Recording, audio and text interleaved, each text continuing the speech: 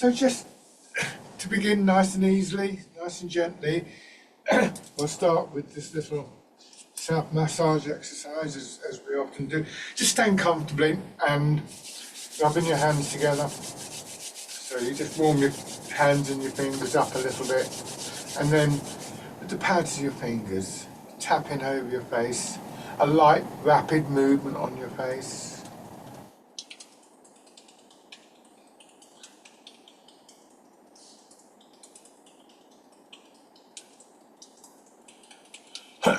And then going up over your head, you could use the palms of your hands here if you wish, front to back.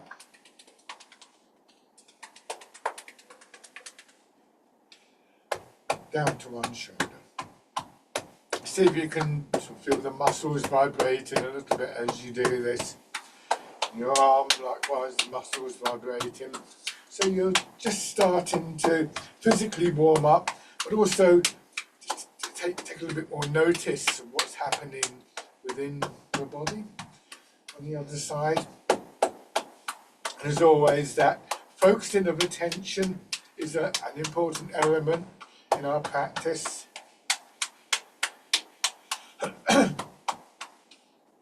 Bringing your hands around onto the lower part of your back, quite light there.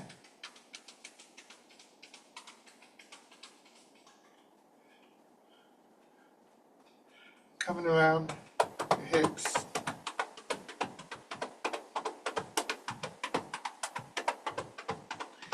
And then your legs, going down the outside and up the inside. I always do this in a particular order, in a particular way, but actually it's a very free-form exercise, so you don't have to do it in this order. Onto your belly, do it standing up, seated, laying down, and finally the upper part of your chest. Take as long as you like. If you do it on your own, check out.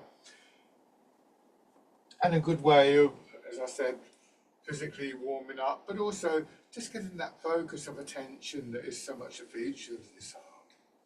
So coming to a parallel posture, your feet directly below your hips, and to the extent that it's comfortable, just let your weight come forwards a little bit and your hips drop back. Bringing your attention to that area of lower back, belly, hips, buttocks, and beginning to turn in your hips and your waist. So don't force anything, and just have a sense of approaching the movements, approaching the postures to whatever extent you're comfortable doing so. The development of movements and postures in Tai Chi is an ongoing process. And there can be some quite profound changes in our posture, which our bodies need time to adjust to condition to. So something may technically be very correct, but actually feel really uncomfortable and feel as though you're kind of straining. And there's nothing to be gained in that. It's good to have an idea of what you're moving towards, but also recognise that it is a movement towards that, not necessarily at this point arriving. It depends on your experience and whatever's going on in your body. There could be lots of variables. If you happen to wake up this morning and realise that somehow in the night you'd your back had stiffened up or something like that, you have to take that into account. That's particularly important, I would say, for experienced people. Try not to have an idea that you're coming into this and this is how it's going to be. Listen to your body and try to have a sense of what is needed right now. The basic posture allows a sense of your weight dropping. You can see just a slight sense of overhanging in hips and buttocks, and that feeling almost like somebody's hung a weight from the tail of your spine. So a gradual feeling in your spine that it begins to become a little bit straighter, not completely straight, and a little bit longer. And that sense of your centre of gravity dropping, the rooting down, takes some of the strain off the upper part of your body, gives you more stability. The lower your centre of gravity, the more stable you are. And the combination starts to give you a feeling in your upper body that you've got a bit more space for movement. So areas like your hips, your back, your shoulders, when there's less tightness, when there's less constriction, you'll start to feel the movement beginning to build. So maybe just becoming aware of what's happening in the muscles of your back, feeling that rhythmic expansion and contraction. Try and let the front of your body, belly, solar plexus, chest, hang slightly from your back and spine. So try not to pull your belly in, tighten across your chest. And again, this begins to allow more space within your body. It's what we might think of as the metabolic movements, circulation, breathing. They start to change. You're not trying to breathe in any particular way at the moment. We're just trying to get this sense of the whole of your upper body involved in the breathing.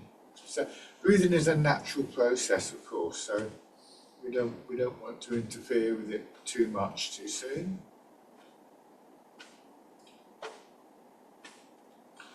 And another good thing about this particular exercise is that because it's a little bit faster, as the rhythm builds, you start to feel that sense that when you move in your hips, you affect your shoulders, and you start to get this feeling of a connecting quality, a connecting movement and energy that isn't specific to one part of the body or one function, but really works through the whole of the body.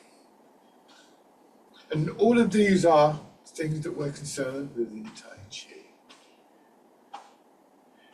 They're really just different aspects of the same thing, looking for a sense of balance, of harmony between three elements of mind and body, movement, energy, looking for a harmony between that connecting energy and the expansion and contraction of your muscles, for instance.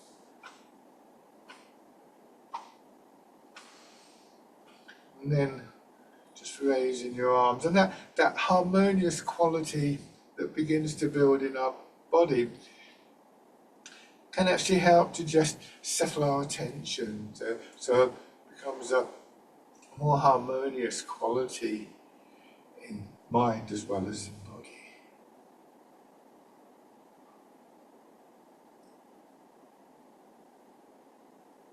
Letting your hands drop down. Keeping the width of your step. Turn one foot out, step forwards with the other one, and just moving your weight forwards and backwards. Again, not a breakneck speed, but building up a little bit of momentum, feeling that connection that we noticed right down into the soles of your feet, the ground beneath your feet. Not everything is going to work. Not everything is going to instantly change for you. As I said, our bodies need time to adapt, and some of these elements come and go.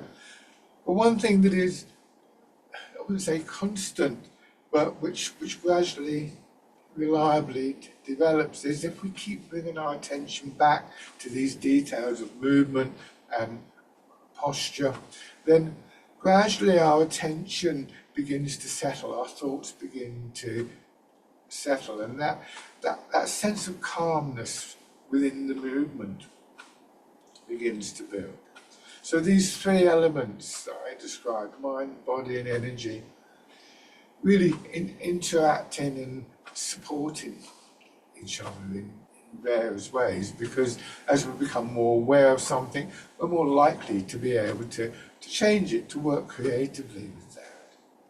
And the other foot forwards. And with that focusing of our attention comes a focusing of intention, and these are intentional movements. So it's good to recognise how intention in the form of memory, in the form of information and thinking, in the form of imagery, can actually begin to slowly affect our body in very subtle ways.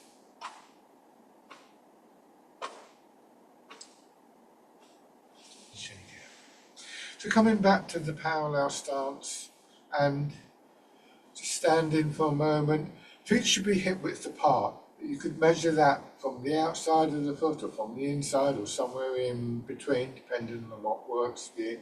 The important thing is to feel that your feet support your hips support your shoulders. And then from the side, if I exaggerate this, you want your weight to come a little bit forwards. Now, I've gone further than would be appropriate. Sort of being pulled forwards, and the way that we would neutralise that is not by pulling our shoulders back, as we often do, but by just allowing this dropping back of the hips. And actually, this is quite a small movement in the knees, but it just takes the pressure off the knees, and it encourages more engagement with the muscles of your legs. So it's quite a small shift, but an important one, and again, it's related to this sense of rooting down. So just giving yourself a moment in this position, the lower centre of gravity helps you to remain stable. You're beginning to release some of the tightness and stiffness, particularly in the upper part of your body. And become a little bit more aware of the support, the strength that sits within your body, how, for instance, when you sort of release tightness in your shoulders, your chest, your upper back, you still have the support of your rib cage and so on and so forth. And then just allow your hips to drop back a little bit more. Please drop down carefully with your knees, don't overdo this, and then push it up. So you get a sense of that centre of gravity, your root lowering down gradually. Don't overdo this. Try not to go down to a point where you feel that your muscles of your legs are beginning to grip and tighten. So don't be fanatical about building the range of your movement or simply bending your knees. It's really in the hips that we want our attention to be, that feeling of gravity pulling on our hips, and just allowing that to happen, yielding to the pull of gravity.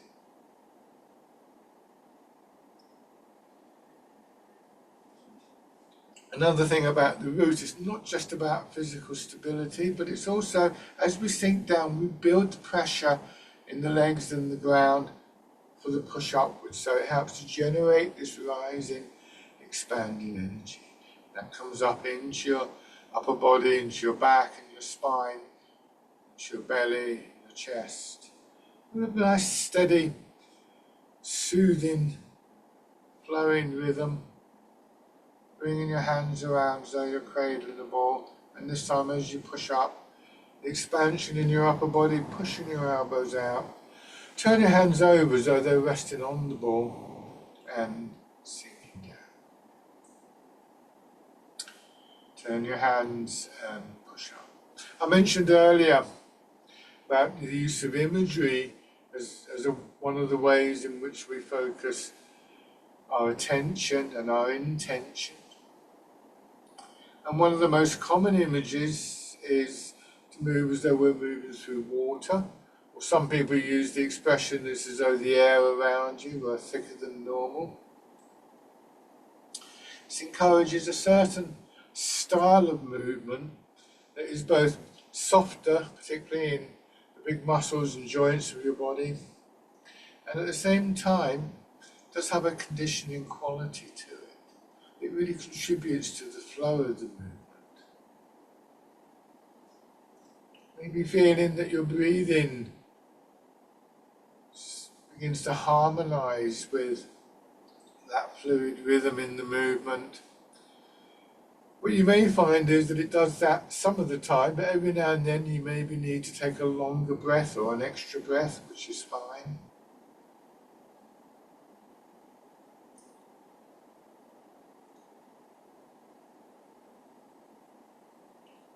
So this exercise is simply called rooting down. Do one more. And then at the bottom of the movement, take your time, especially people who know what's coming. Rotate your arms, and then as you push up this time, your arms are pushed out sideways, and they swing up gently, and then down. This is the exercise to wild goose. The image here of the bird in flight may offer some kind of quality, but remember that not every image is going to work for you. So if an image doesn't work, don't chase after it. It's not a failure. Another image that we might use with this exercise is, again, as though you're moving in water. And this time you have a ball underneath the palm of each hand. And as you sink down, you're just trying to press those two balls down. And as you push up, you allow them to come up, but slowly. And that has a slightly different effect to it than the bird flying.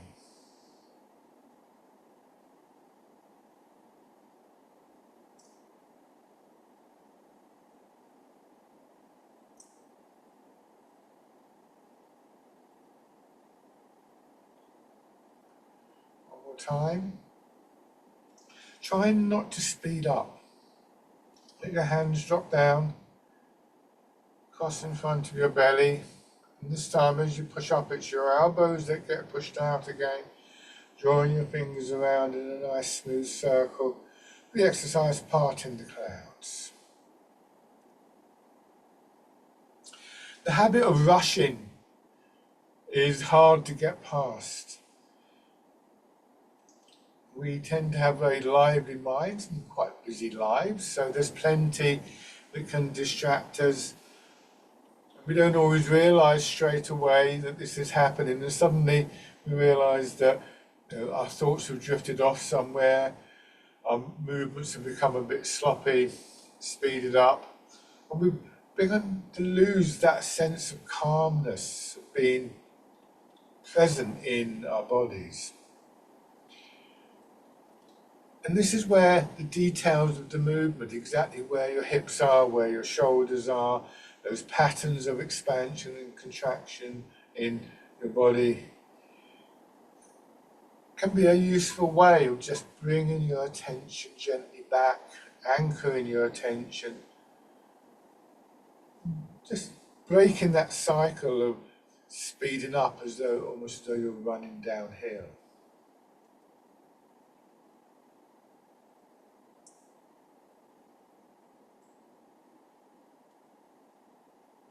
This time, let your hands drop down, feel the weight of your arms hanging from your shoulders. And the next time you push up, focusing on one side, extending just as far as you're comfortable, winding your arm around as though you're plucking something off a tree and pull down. Let your attention come back to your center, another important detail. And then, as you push up, expanding on the other side, this is dragon plucks the stars from the sky. Then your arms drop down, feeling the weight of both arms as you sink in your center and then push up. So again, this awareness of the significance of the center part of your body and the feeling of it dropping towards the ground has a physical importance to it, the dropping of your center of gravity, but also has this lovely effect of just helping to stop that sense of having to rush.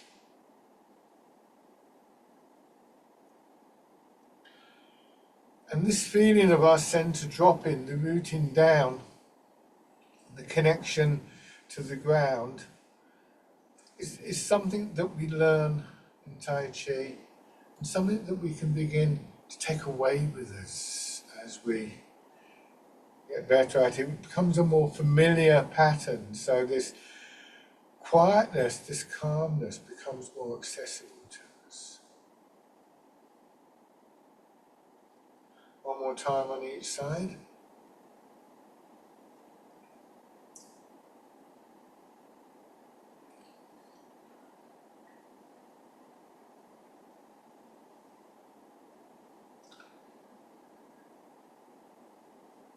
And then you get to the bottom of the movement, both hands now coming, lightly touching the side of your hips, making that physical link with the centre of your body, just allowing your hips to drop back a little bit, but there's no significant up and down movement in the hips in the next two exercises, but you want to feel that there's a feeling of them dropping, a sense of them, once again, overhanging a little bit.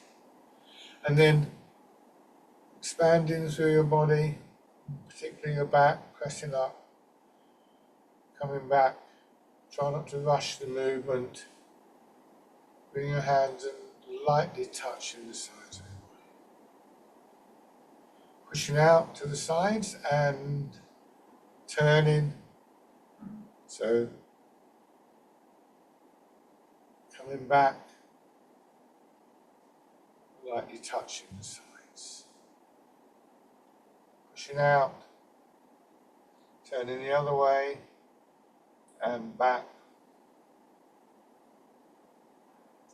And then facing forwards and pushing out, pushing in four directions. Again, the significance of the centre part of your body, just releasing in your hips, letting the centre drop. Expanding out from that and coming back. So we have an opportunity in between the stages of the movement to just settle again. More experienced people don't feel that you're restricted in doing that to the contracting movements. You may also find here, for instance, there's a sense of pushing out through the palms of your hands. Another detail you can begin to notice.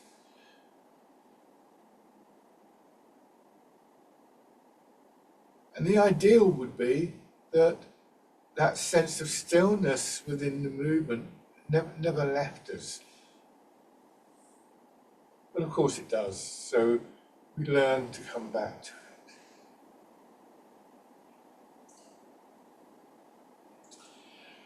That stillness, that calmness can help us to just recognize where in the body there might be areas of tightness, stiffness, a lack of movement, being blocked. And bring our awareness gently to those areas, our intention gently to those areas, with the idea that we want them to release. That may just work straight away. We may need to just adjust our posture, our movements, to allow that to happen. It won't always work, but it can go a long way towards releasing some of that tightness and stiffness that we feel. And again, encouraging this sense of fluidity, sense of harmony in mind, body, energy.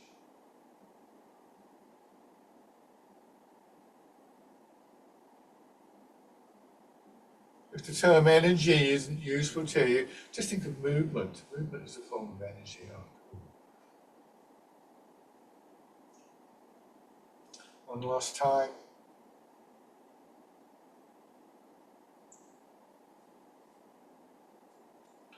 And then letting your hands drop down, focusing on one side, pushing your arm out again, palm of your hand pressing out gently, but your elbow bent, and then down the centre line of your body. This is called circling palms.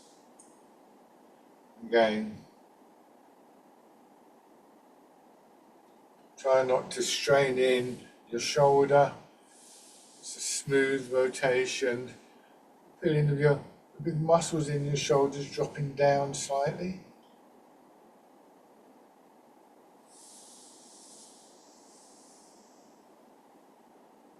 And then,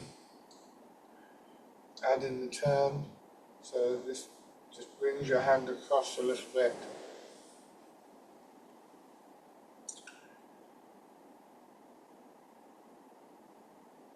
Again, there's an expansion out from the ground, out from your centre, back in. And again, there are moments that we can identify in the whole process that can bring our attention back once again to recenter, to reground. And then try on the other side. So you might notice, for instance, that feeling of a contraction back into your centre. You might notice the weight of your arm, that sense of pushing outwards or upwards.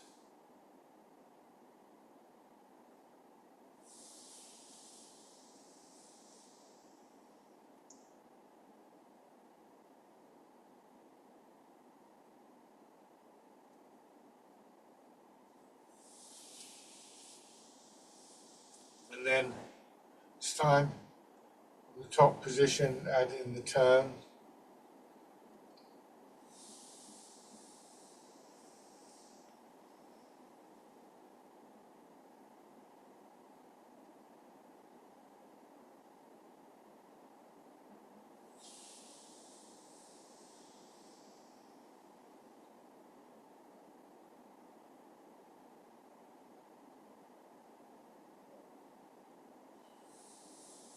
Letting your arms hang down for a moment, and again focusing on the centre part of your body, pushing your hips back so your pelvis tilts forwards, and then letting gravity pull down on your hips, yield into that, and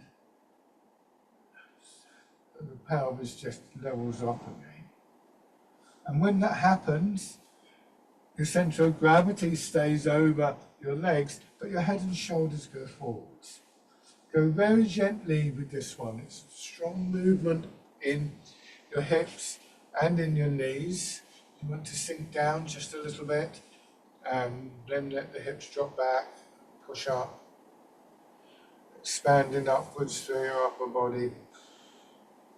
I'm doing this quite big, so hopefully you can get a sense for the mechanics of the movement. That doesn't mean you have to do it this extensively. And this time, as you push up, your arms come out, and as your hips go back, so not just your head and shoulders go forwards, it draws your arms over, lengthening through back and spine, arms and fingers. This is rowing a boat in the middle of the lake. Again, easy and gently.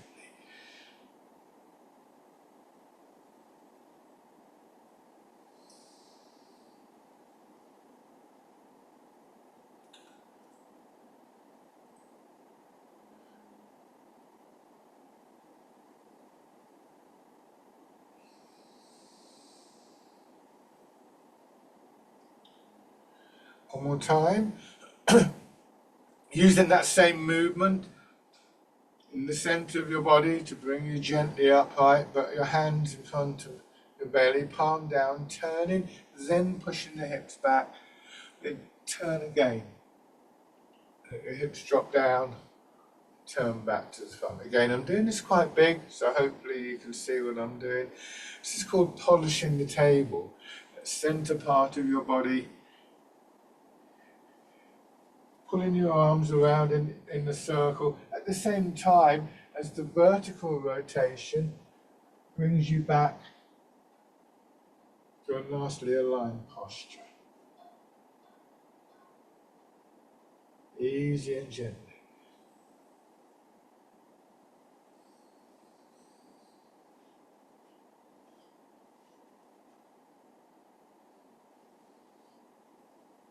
Remember images like moving through water, so the air was thicker than normal. Remember that feeling of space within your body.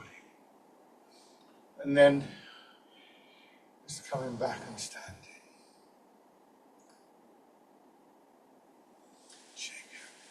So hopefully beginning to understand and to recognise the significance of this central part of the body in lots of ways. it's seen as being the centre of the movement, the centre of the energy in some ways.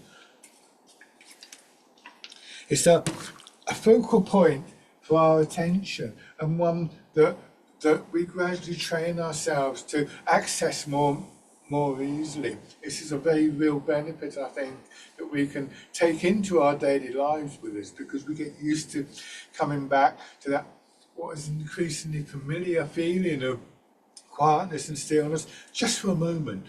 And you know, these can be highly significant moments. Going into a slightly wider stance and let your hips drop down. And begin to just move your weight a little from side to side. Don't go too far, you'll pull your body out of line. So you're going to about 60% of your weight in each leg. And again, you're getting the feeling of just letting your centre drop towards the ground, feeling that loading, that compression of the leg, which then expands and pushes you across. Same thing on this side. So those moments when not a lot appears to be happening, the moments that we could define as stillness, not quite the right word, actually are essential to the movement, because it's like being on a trampoline. You need to drop down in order to generate the movement, the energy coming up. Again, just recognising areas that might feel a bit stiff or a bit tight. We might bring a sense of intention to those areas, an intention to flow with that, that stiffness in your back to gradually dissolve before we have an idea of how it could feel. I sometimes use an image that those areas are like a rock in the bed of a river with the water flowing over them, gradually wearing them away, for instance. Again, we might need to think about adjusting our movement, adjusting our posture. Now, come into your right foot, mirror my movements and turn just a little bit. Into the left and turn. Come back into the right, turn. Bring your right hand up to a point just in front of your shoulder, your left hand underneath, so you're holding the ball. Push into the right foot, turn and let the turn feed the left hand out. Press down with the right hand. This is called part the wild horse's mane. Bring your weight back and turn so the left arm is drawn across your shoulders. At the end of that movement, turn your hands in to hold a ball. Move your weight into the left foot and then turn a little bit. And then repeat on the other side. So you move into your right, you turn, almost like throwing a frisbee. The top hand presses down until it's in front of the left hip, straight down. Coming back, holding the ball, move into your right foot and turn. Just let the movement begin to flow gently, but try not to lose at the same time this sense of the precision in the movement. Don't turn your hands too quickly, for instance.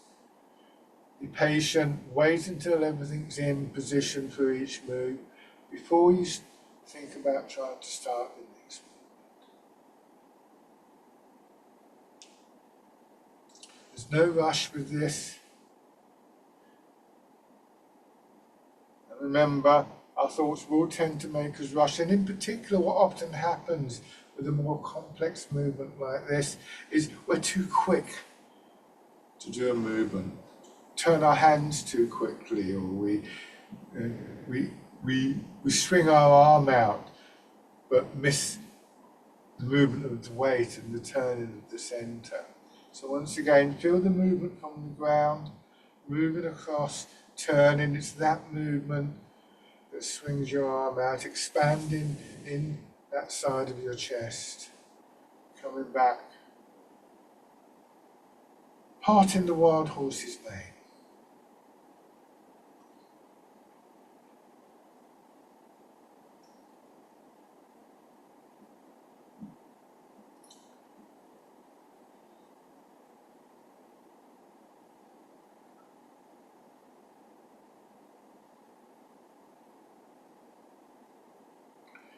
Feeling the movement in your back and your sides again.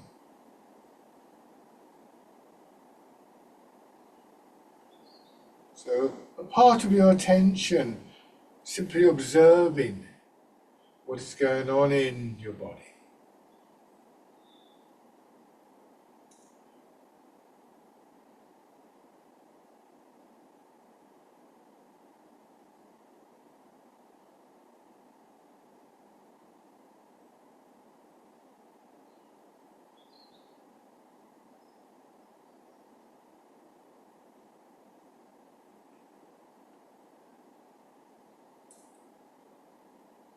One more time on each side.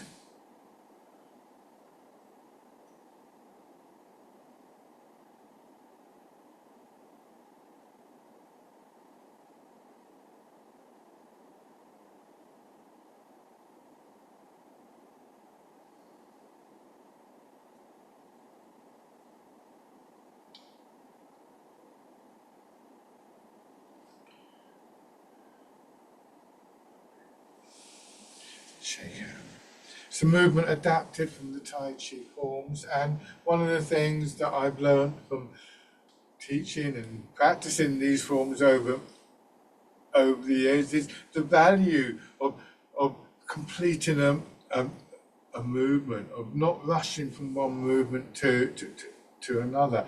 And quite often when we're confronted with one of these movements, especially the more complex ones, there can be this sort of kind of grip, this almost kind of sense of panic, of fear that sets in. And we will make mistakes. We try not to, of course, but we will make mistakes. And what we want to do is to train a response which says that when we feel that, rather than letting it push us around, but to bring our attention back to the center, to the feet, to the details of the movement, so that our response to stress, our response to those difficult situations becomes one of, in the first instance, finding that quality of stillness, that quality of space that enables us to respond much more creatively to those situations. And for me, this has been a really valuable lesson that I've learned from Tai Chi. So we're going to change the posture. Feet parallel again. Imagine parallel lines going through the floor you're standing on. Turn your left foot out just a little bit. Step straight forwards with the right foot. And then just beginning to transfer your weight. Trying to keep your pelvis level, sinking down a little bit, try not to come up and down.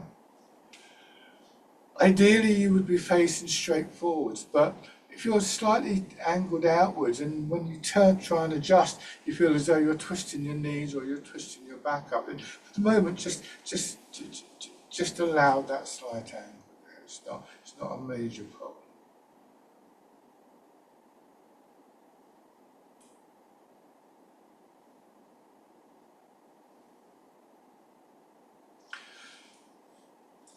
A four-stage movement.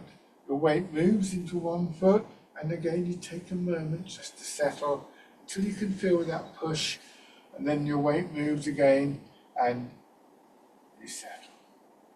This is an important exercise in the Tai Chi syllabus, one of the most crucial ones. It's also really important for our well-being. It helps with a sense of mobility, of being able to move with that sense of stability, the centre of gravity dropping down. It's very good if you have problems with your hips and your knees, so long as you go gently, give a chance for the conditioning of the leg muscles to take place. And we begin to get a sense of how we can take these ideas of stillness, of stability, being rooted, and everything that comes out of that into something a bit more dynamic. So it's almost like a stepping stone to our daily lives. Now bring your weight into your back foot and gently raise the front toes. You can have the foot turned out a little bit now. Go forwards, push your back knee in so your heel comes up. When you do those two movements, your body shifts slightly, so your upper body comes a little bit more in line with your supporting leg.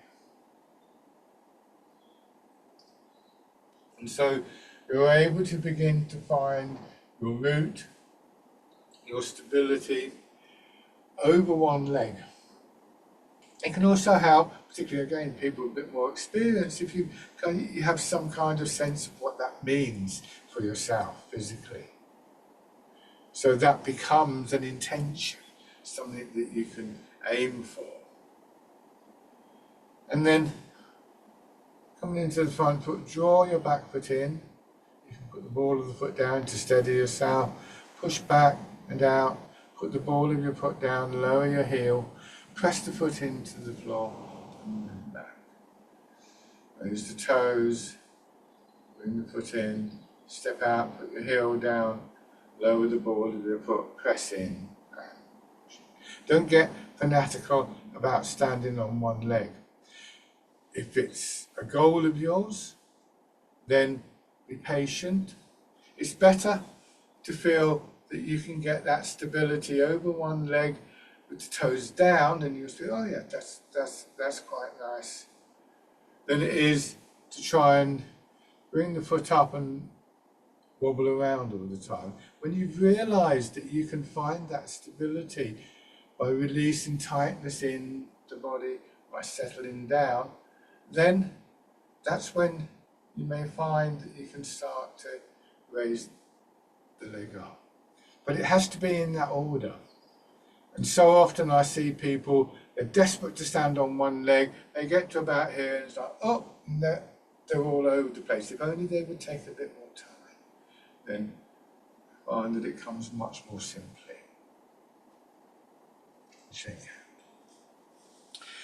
The key principle here is that we allow gravity to pull us down rather than strain against it. Gravity pulls our hips down. Gravity pulls our centre of gravity down. So long as we have the alignment in the body that allows us to release the resistance to the pull of gravity. So if one of your kind of aspirations is you want to be able to stand on one leg, that's fine. But recognize that this tightness actually isn't going to help. When we stand on one leg in Tai Chi, everything just drops. So you don't have to be able to stand on one leg, by the way. But if that is an aspiration, recognize the pathway that we're going to take to it. So let's try that with the other foot forwards. Step out. Transferring your weight, fixed step. Quite often we find ourselves rushing into the next stage, but just the simple transfer of your weight from front foot to back foot, not raising your toes, not raising your heels.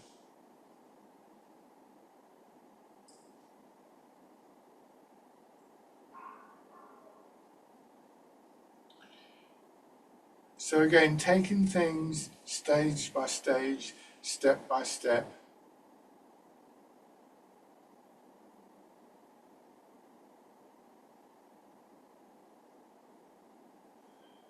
Now you can begin to raise toes and heel. You get a little bit of an extra shift. Looking to settle into the leg. Just be careful of your knees. Notice whether there's a sort of stiffness setting into the upper part of the body. Let everything drop down.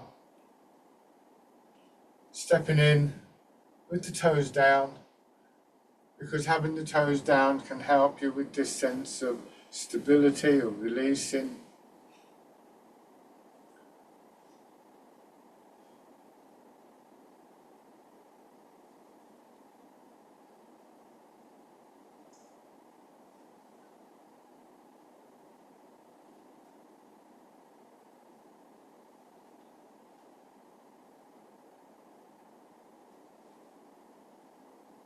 Now this time, either going forwards or backwards, take a step through.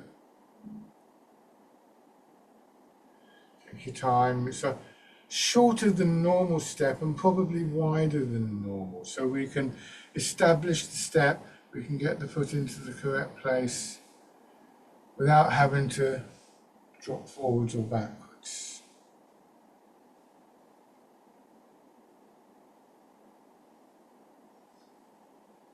And then changing direction. Notice my foot comes in, and once again, taking a moment, just let the toes drop, push through. If you practice in this way, then you'll just find yourself quite naturally taking the whole step eventually.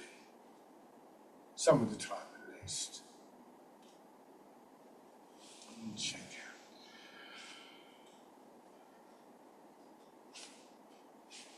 So now, once again, from the parallel stance, turn your left foot out, step forwards with your right foot. Starting with your weight in your back foot, and then push forwards, leaving your arms behind for a moment, and as you settle in the front foot, let them swing through. And then back, and again your arms following. If you're in water, this is what would happen, of course. You're not trying to lift your arms, there's just a gentle, very natural curve in them. This is called fisherman castanet.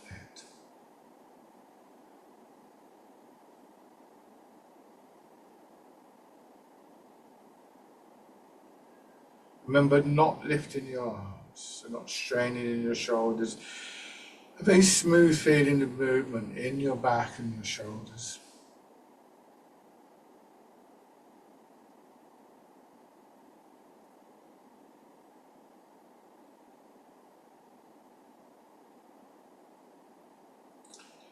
The movement is driven by the movement of your weight, not by your arms. So notice whether you have a tendency, as many of us do, to lead with the arms. The weight moves, your hips move. Your hips move, your shoulders move. Your shoulders move, your arms move. And it's a very simple idea, but one that is very easily lost.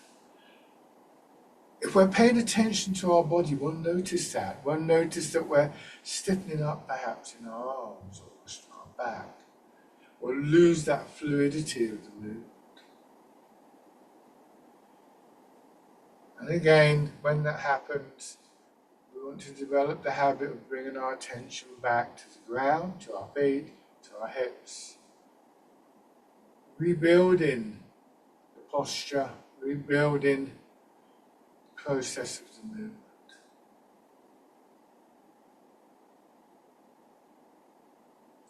This time, let your hands come in to your hips, drop your heel with your palm down. Let the movement forwards, push your hands forwards, and again they swing up and then back. This is called push and wave. Don't lead with the hands and don't overextend your arms.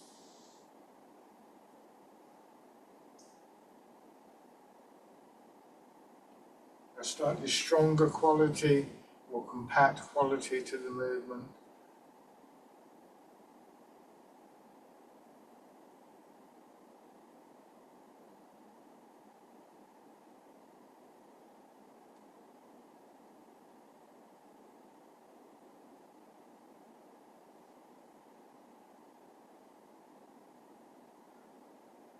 And this time, as your arms come up and you arrive in the front leg turns, again that redirects your arms. As you come back, let your hands drop down and settle in to your back foot and then turn, the body expanding, pushing your arms out. This is the exercise Wind Blows the Willows. Again, think of the arms being pushed sideways. Just observe how they naturally swing up. Don't strain in your arms or your upper body.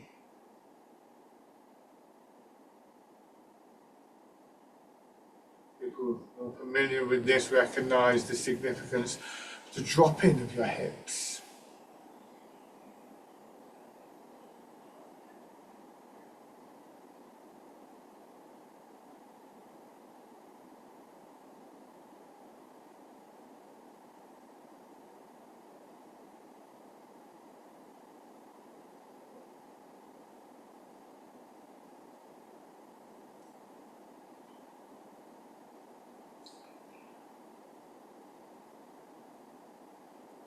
And then shake it. So in Tai Chi, we say that the movement is rooted in our feet. With this dropping of the center of gravity, and remember, when we do that, we also produce the upward movement from the ground, this rising, expanding energy.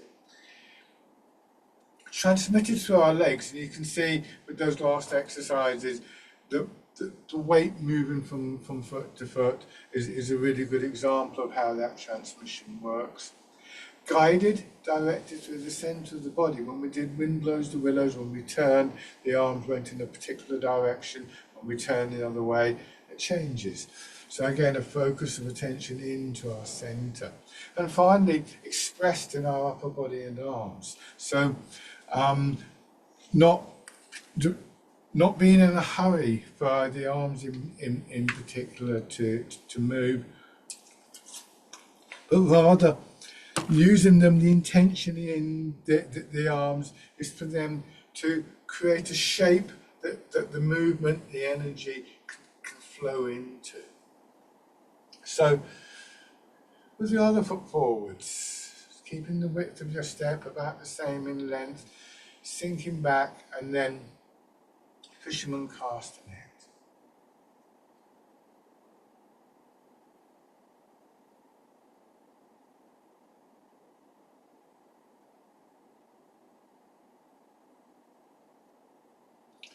Trying to feel that continuity through your body from the soles of your feet to the tips of your fingers.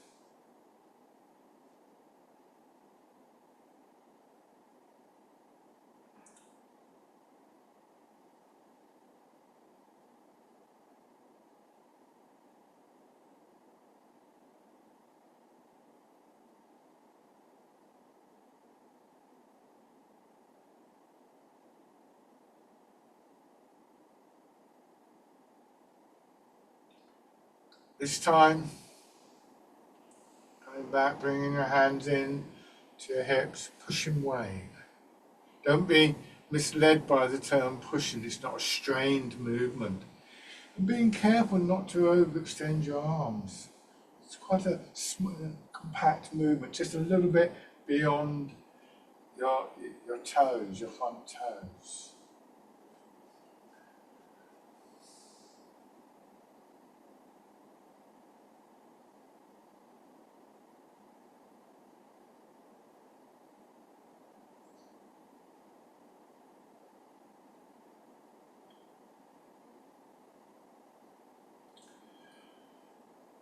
One more time.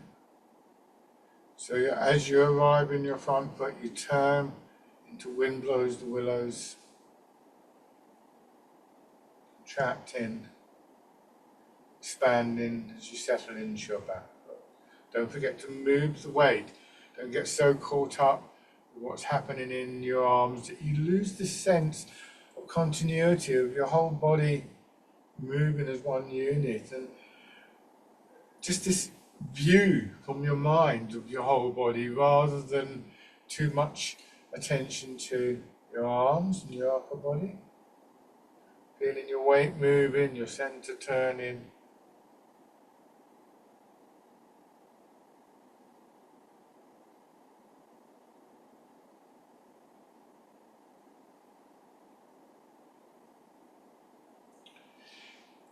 And this will really help with the next movement, which can be quite tricky. So coming forwards or backwards, depends where you've got room. We combine the movement with the stepping. So I'm going to bring my back foot in, hips dropping back. This is called dragonfly skins to water. I step forwards. As I move, my arms drop down. As I settle into the front foot, I turn, arms swing out and my foot comes in. And then stepping. What you may find is having brought your foot in, you're able to just raise your leg and then you step through. Once again, if you find bringing your foot up makes you sort of wobble around, just recognise that that's going to take you further from being able to do this. So better to keep your foot down. Feel how when you release in your hips in particular, you start to feel more stable and build it up from there. I'm going to change direction.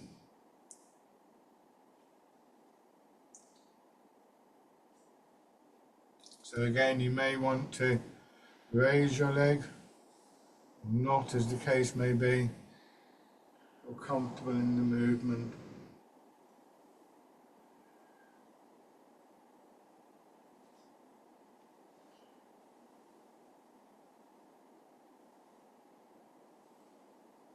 So I had a little wobble there, but I gave myself a chance to settle in, got my stability back, and then just shake out.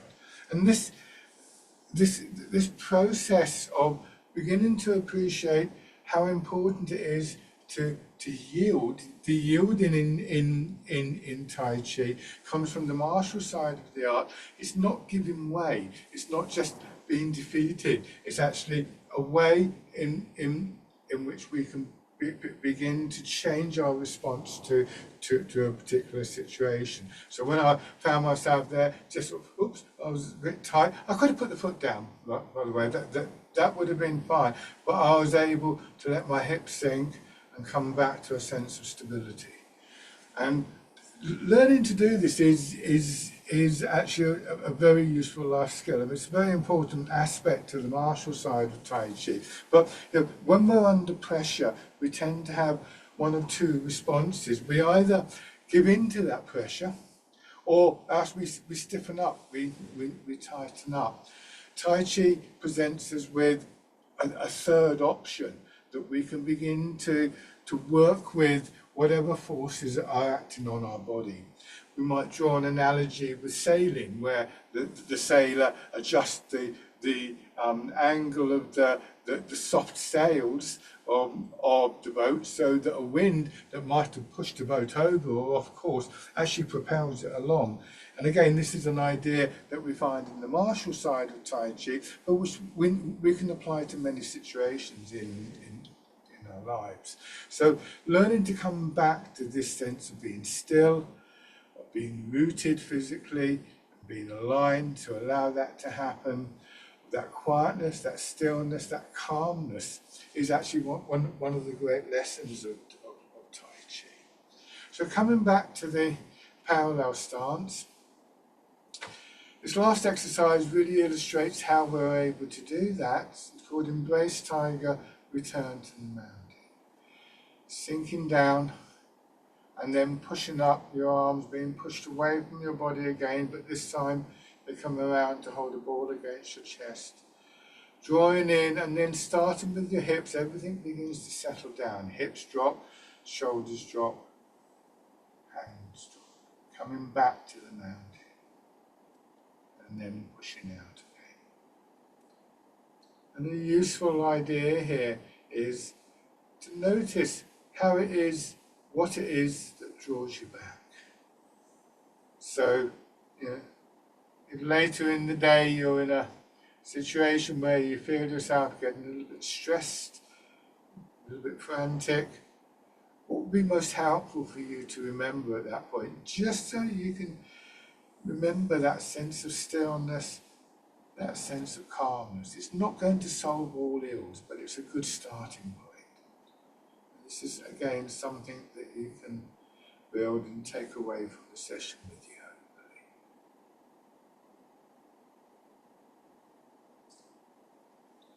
One more time.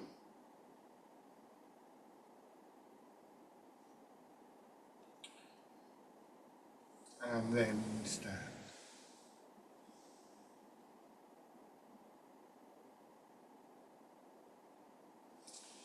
Check out. As always, thank you very much, everybody. So I hope that was useful to you. And as always, please feel free to get in touch should you have any questions. Bye for now.